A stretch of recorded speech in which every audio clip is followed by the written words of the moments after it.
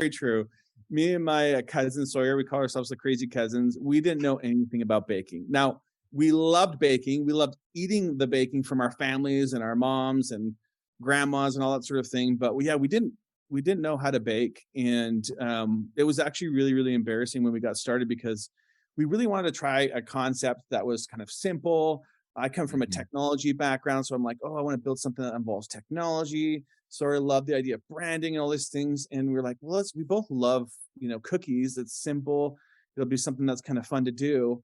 And we got going with it. And we realized like really quickly, when you see our first batch of cookies, it was just horrendous. The cookies looked like full size pancakes.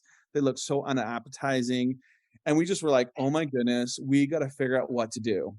And I come from the software world, and in the software world, what you really do is in order to come up with the best product or the best service, you do something called A/B testing. Now, in the bakery world, you call that taste testing, right? So we would go and we'd have a recipe, and we would go and we would replace, okay, what's going to be more important, milk chocolate chips or semi-sweet chocolate chips?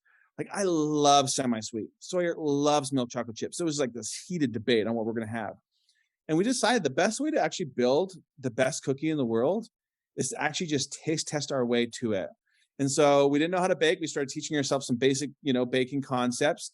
And we started mixing the dough and started changing things out like semi-sweet and milk. And then we go to local gas stations and friends and family, and we'd take them 2 plates of cookies and we'd say, which cookie tastes better by only changing out one ingredient. And so we kept doing that until we taste tested our way to our what we call the perfect chocolate chip cookie. And we spent so much time on it that when we opened our store, we only had one cookie. We sold one cookie. We opened one business, one location, and one cookie, and that's it. And I remember thinking, oh my goodness, nobody's gonna come. This is ridiculous. Hopefully, people will like it. And we just created so much passion and love on just making one thing and making it so good that we hope people would like it. And it took off. People just from day one, people just kind of lined up throughout the building and they heard about it and tasted it. And it was that started off Crumble Cookies.